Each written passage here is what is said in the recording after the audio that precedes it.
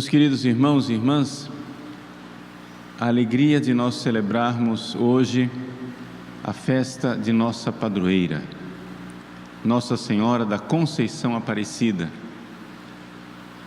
E neste ano, de forma especial, temos um pequeno devoto de Nossa Senhora que foi elevado à glória dos altares no sábado passado, um jovem italiano chamado Carlo Acutis, que nunca veio ao Brasil, mas o céu quis que o Carlo tivesse um vínculo especial com o Brasil, porque ele não somente morreu no dia de Nossa Senhora Aparecida, depois de morto, a devoção ao Carlo Acutis maravilhosamente e misteriosamente começou a se propagar no Brasil.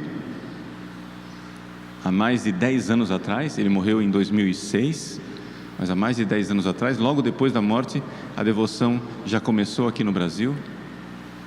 E o primeiro milagre, o milagre que foi apresentado para a beatificação do beato, bem-aventurado Carlo Acutis, aconteceu no Brasil, aqui pertinho de nós, no Mato Grosso do Sul, em Campo Grande. Então nós temos aqui no nosso altar a relíquia do beato Carlo Acutis, esse jovem de 15 anos, grande devoto de Nossa Senhora nesse dia do seu falecimento. O que significa para nós celebrar Nossa Senhora da Conceição Aparecida, nossa padroeira? Poderíamos dizer muitas coisas. Nosso coração exulta de alegria e é difícil escolher um tema. O que não, sobre Nossa Senhora Aparecida, a dificuldade é o que não falar, não é o que falar. Eu gostaria, no entanto, de simplesmente comentar o Evangelho de hoje, bem brevemente, para que a gente, como povo brasileiro, nós tomássemos posse de nossa vocação. Houve um casamento e Maria estava lá. Esse casamento é o casamento entre o esposo Jesus e nós, humanidade. É a nossa vida espiritual, é a nossa vida de intimidade com Deus, é a nossa união com Cristo. Agora é importante que nós nos demos conta de que nesta nossa união com Jesus, nesse nosso casamento, nesse projeto de santidade, nesse chamado de perfeição que Deus quer que nós nos unamos a Cristo, Maria estava lá. Na minha vida espiritual, Maria estava lá. Peguemos o exemplo do beato Carlo Acutis, um menino de missa diária, de comunhão diária, e que depois da missa, antes e depois da missa, fazia uma longa ação de graças depois da comunhão e adoração, aos pés do sacrário, inúmeras horas.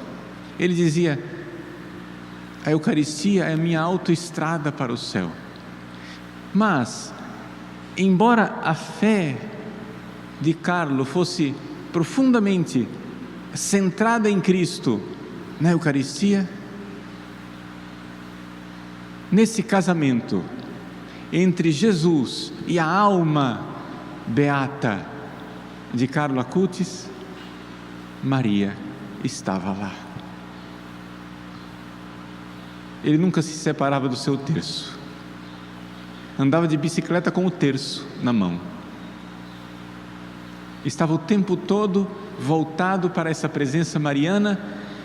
E um menino de uma grande pureza, embora vivesse nos tempos da internet, onde ele poderia ter maculado o seu coração com alguma imagem menos pura, menos boa, que não fosse de Deus, o Carlo se manteve numa pureza extraordinária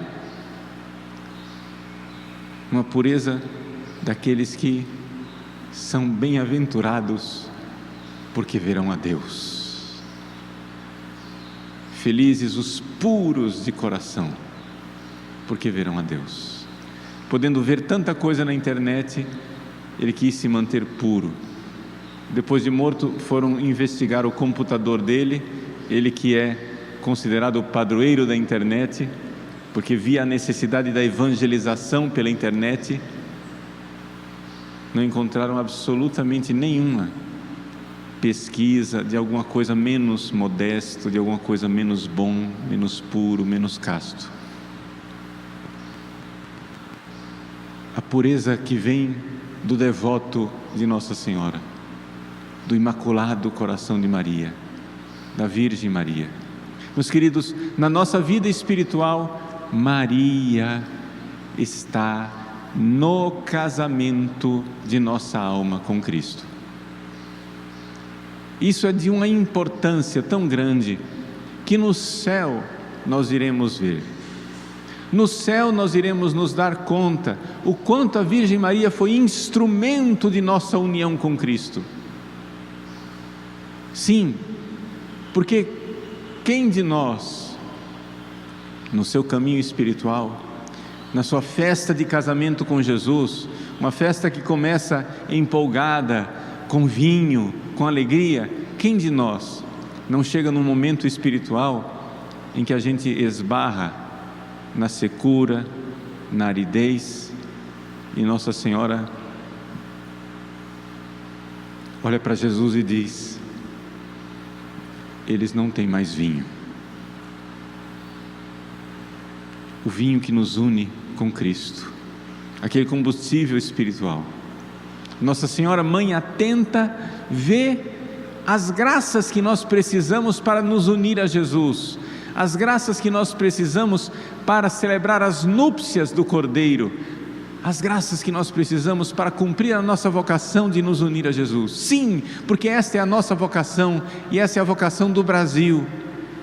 Vocês já me ouviram dizer muitas vezes, mas eu quero dizer mais uma vez: eu não nasci para ser padre. Essa não é a minha vocação. Eu nasci para me unir a Jesus. E você também. Você não nasceu para se casar. Você não nasceu para ser religioso, religiosa, celibatário, consagrado. Você nasceu para se unir a Jesus. E nada, absolutamente nada, pode nos separar desse amor de Cristo, desta união com Jesus. Essa é a nossa vocação, é a vocação do povo brasileiro, é a vocação do nosso país, miseravelmente tão afastado do projeto divino. Se nós olhamos para as manchetes que circulam dando notícias do Brasil, pouquíssimas delas nos dão a notícia de que nós estamos unidos a Jesus. Se nós olhamos para as leis que são feitas no nosso Congresso, pouquíssimas delas, alguém lendo aquelas leis diria: ah, esse é um povo unido a Jesus. Se nós olhamos para as decisões que emanam do Executivo, do Judiciário, pouquíssimas dessas decisões carregam as impressões digitais de um povo unido a Jesus.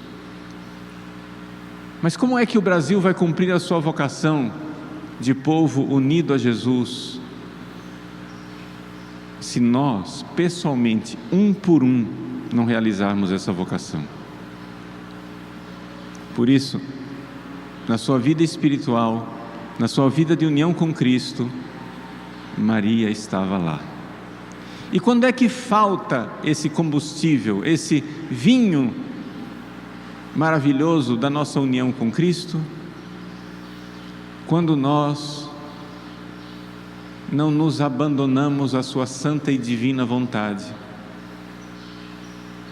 Nossa Senhora indica o caminho: fazei tudo o que Ele vos disser. A sua vida espiritual empacou? analise, pense, reflita, faça um exame de consciência. O que é que você está fazendo que não é a vontade de Deus? Que não está reconhecendo a vontade de Deus para você? Às vezes é porque você não está seguindo os mandamentos mesmo. Então é claro, se a sua vida espiritual está árida, a origem dessa aridez chama-se pecado. Não adianta ficar procurando nos tratados de mística para saber qual é a fase mística na qual você se encontra. Se a sua vida espiritual empacou e você vive ainda pecados sérios e graves, essa aridez é culposa. Você não tem mais vinho porque você jogou o vinho fora. Você não tem mais vinho porque você não está fazendo a vontade de Cristo. E Nossa Senhora diz: fazei tudo o que Ele vos disser. Mas pode ser que você esteja já há muito tempo em estado de graça, sem cometer pecados mortais, e que, apesar da sua fidelidade na oração, você vive também uma certa aridez. Novamente, Maria estava lá. Maria está aí com você, e ela mesma está dizendo: Jesus, ele não tem mais vinho, ela não tem mais vinho. Faça a vontade, faça, e veja em tudo a santíssima, bondosa e providente vontade de nosso Senhor. Quando Carlo Acutis entrou no hospital, internado, ele não tinha ainda o diagnóstico de leucemia. Ele teve uma leucemia galopante que, descoberta, o levou para o túmulo em 14 dias. No entanto, alguma coisa já dizia no coração dele. Poucos dias antes de morrer, ele nem sabia que estava doente, ele gravou um vídeo e disse: sono destinato a morire, estou destinado a morrer, tchau.